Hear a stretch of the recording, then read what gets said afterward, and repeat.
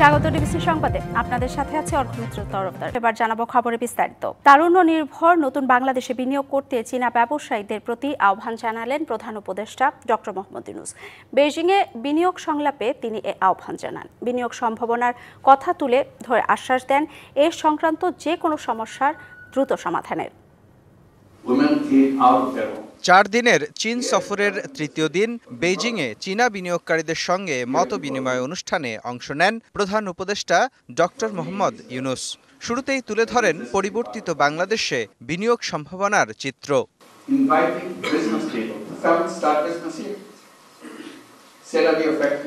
নতুন বাংলাদেশে আপনাদের বিনিয়োগের আহ্বান জানাই। আমরা বিনিয়োগের হাব হতে চাই। এখানে পণ্য তৈরি করলে বাংলাদেশ ছাড়াও নেপাল, 7 সিস্টার ও ভুটানের বাজার সহ পুরো বিশ্ব বাজারে তা বিক্রি করা সম্ভব।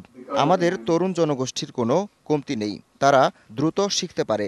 সংযোজন কারখানা বা প্রযুক্তি কারখানা যে কোনো ব্যবসার জন্য বাংলাদেশকে আপনারা বিবেচনায় রাখতে পারেন।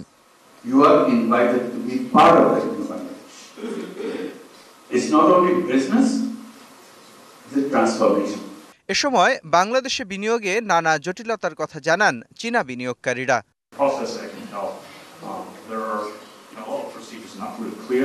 জবাবে প্রধান উপদেষ্টা জানান, গেল 8 মাসে বাংলাদেশ অনেকটাই বদলে গেছে। সূচনা হয়েছে বড় পরিবর্তনের।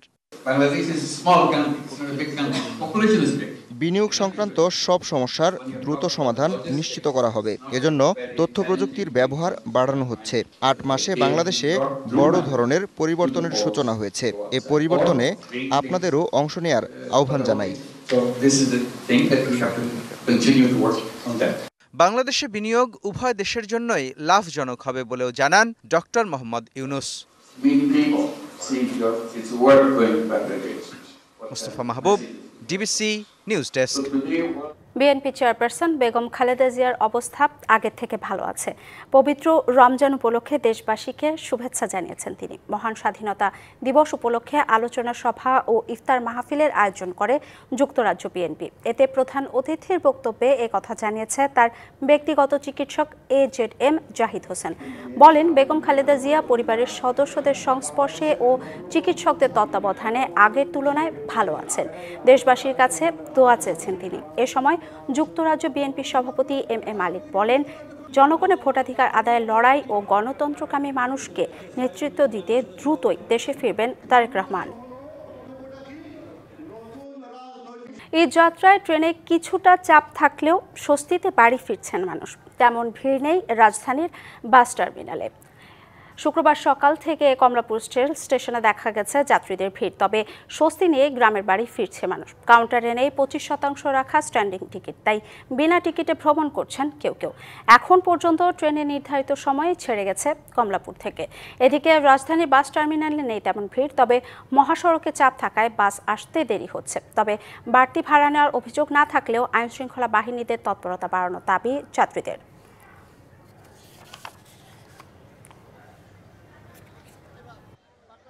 ঢাকা ময়মনসিংহ ও ঢাকা টাঙ্গাইল মহাসড়কের গাজীপুর অংশে বেড়েছে যানবাহনের চাপ।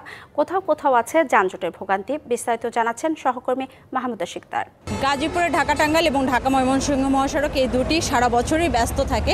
তবে ঈদকে সামনে রেখে কিন্তু ঈদের যে যাত্রা, সেই যাত্রাকে কেন্দ্র করে বাড়তি চাপ, সেটা যাত্রী এবং তার পাশাপাশি গাড়ির, এবং এই বাড়তি যে গাড়ির চাপ, তার জন্য কিন্তু দুটি মহাসড়ক আরও বেশি ব্যস্ত হয়ে পড়ে।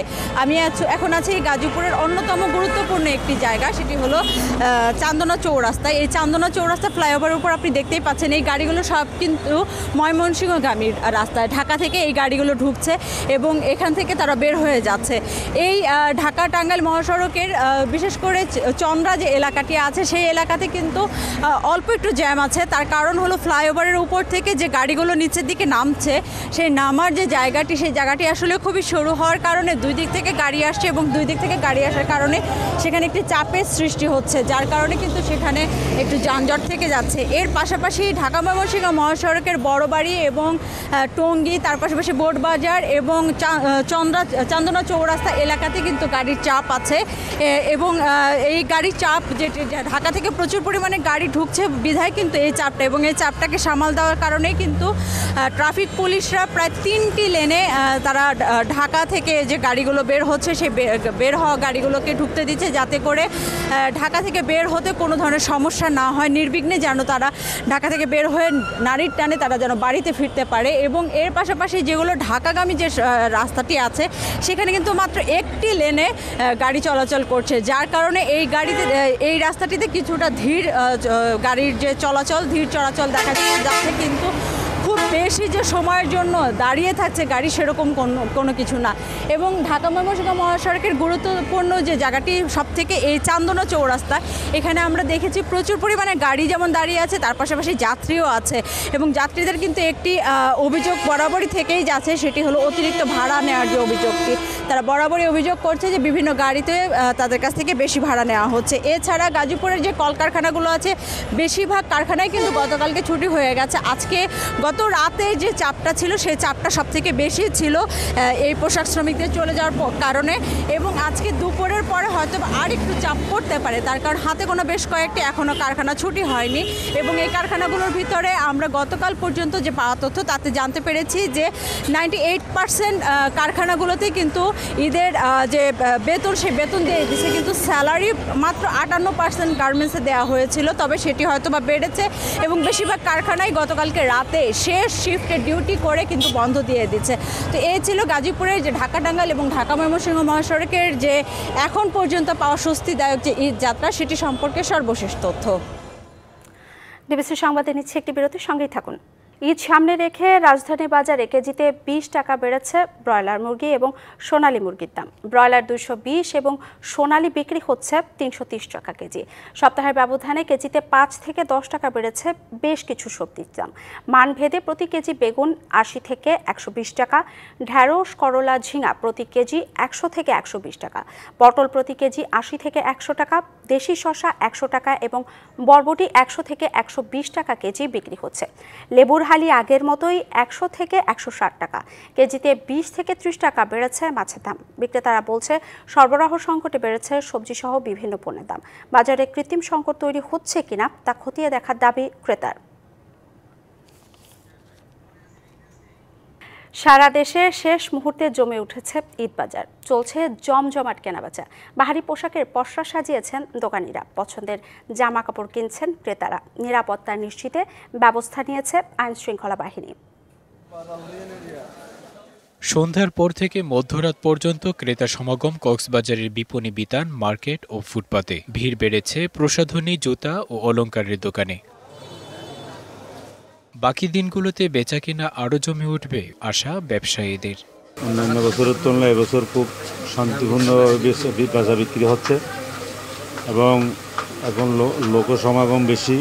দাম নাগালের মধ্যে আছে বলছেন ক্রেতারা।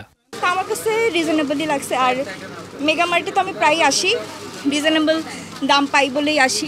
পথচারীদের যাতায়াত নির্বিঘ্ন করতে ট্রাফিক পুলিশের পাশাপাশি কাজ করছে স্বেচ্ছাসেবীরাও। দায়িত্ব পালন করছেন আইনশৃঙ্খলা বাহিনীর সদস্যরা। সকাল থেকে গভীর রাত পর্যন্ত বেচাকেনা চলছে ঠাকুরগাঁও শহরের চৌরাস্তা, বাসস্ট্যান্ড, রোডবাজার সহ বিভিন্ন বিপণী বিতানে। ক্রেতাদের নিরাপত্তায় গুরুত্বপূর্ণ এলাকায় মোতায়েন রয়েছে অতিরিক্ত পুলিশ। রোজার শুরু থেকেই জমজমাট গাজীপুরের ঈদ বাজার। ছুটির দিন মধ্যরাত পর্যন্ত চলছে কেনাকাটা। তবে এবার কাপড়ের দাম কিছুটা বেশি অভিযোগ ক্রেতাদের। বর্তমান যে কেনাকাটার দাম একটু বাড়তি আছে, বছর থেকে এবার একটু বেশি দেখতেছি। উৎসবের কেনাকাটা ও আনন্দ নির্বিঘ্ন করতে চুরি ছিনতাই রোধে তথ্য দিয়ে সহযোগিতা করার আহ্বান পুলিশের। Shakib Al Hasan, DBC news desk. রংপুরের ইফতার বাজারে শুধু সাধারণ ক্রেতারাই নয়, সরব রাজনৈতিক দল এবং বিভিন্ন সংগঠনও। ইফতার আয়োজনে যেন নির্বাচনী হাওয়া। বিকেল হতেই ভিড় বাড়ে ক্রেতাদের। দাম নিয়ে মিশ্র প্রতিক্রিয়া থাকলেও বিক্রিতে সন্তুষ্ট দোকানিরা। রংপুর নগরীর জাহাজ কোম্পানি, কাচারি বাজার, পায়রা চত্বর, শাপলা, মেডিকেল মোড় সহ ছোট বড় সব জায়গায় জমজমাট ইফতার বাজার। তেলে ভাজা নানা মুখরোচক ইফতার কিনতে দোকানে দোকানে রোজাদারদের ভিড়। মিলছে বিভিন্ন রাজনৈতিক দলের ইফতারের অর্ডার, যেন দম ফেলার ফুসরত নেই ব্যবসায়ীদের। বিভিন্ন রাজনীতিবিদ এবং স্বেচ্ছাসেবী যারা আছে সবাই নিয়ে যাচ্ছে। এবারের তুলনায় এবার আলহামদুলিল্লাহ অনেক ভালো বেচা কিনা। দিনে আপনার গড় 350-400 প্যাকেটের মতো যাচ্ছে। প্রতিবছর নগরীর এসব ইফতার বাজারে ভোক্তা অধিকার ও নিরাপদ খাদ্য কর্তৃপক্ষের জোরদার তদারকি থাকলেও এবারের চিত্র ভিন্ন, যার প্রভাব পড়েছে খাবারের মান ও দামে। 15-20টা ভ্যারাইটিস, তো এগুলার নির্দিষ্ট মূল্য না জানার কারণে আমাদের আসলে যারা আমরা আর কি ইফতার কিনি তাদেরকে অনেকভাবে আর কি ভোগান্তির শিকার হল। পরিবেশ মোটামুটি ভালো, পরিবেশ থেকে দাম একটু চড়া। রংপুরে বাজার মনিটরিং ব্যবস্থাটা আমি সেইভাবে পরিলক্ষিত আমাদের কাছে হয় নাই। ব্যবসায়ী নেতারা বলছেন ইফতারের মান ঠিক রাখতে দাম কিছুটা বেড়েছে। হাইজেনিক পদ্ধতি আমরা খুব সুন্দরভাবে ব্যবহার করি, যেমন আমাদের টুপি, তারপর যা গ্লোভস, আদার্স আমাদের খুব সুন্দরভাবে আমাদের ব্যবস্থা করা আছে। জুলাই আন্দোলনের পরবর্তী সময়ে নেতাকর্মীদের নির্বাচনী জনসংযোগ হিসাবে ইফতার মাহফিল একটি বড় মাধ্যম হয়ে উঠেছে। তাই রাজনৈতিক উষ্ণতা যেন ছড়িয়ে পড়েছে রংপুরের ইফতার বাজারে। Majed Masud, DBC news, Rangpur. DBC সংবাদ এই ছিল এখনকার মতো। ডিবিসি নিউজের সংবাদগুলো পড়তে ভিজিট করুন dbcnews.tv আর ভিজিট করুন ডিবিসির ফেসবুক পেজ এবং ইউটিউব চ্যানেল। ডিবিসির সঙ্গেই থাকুন।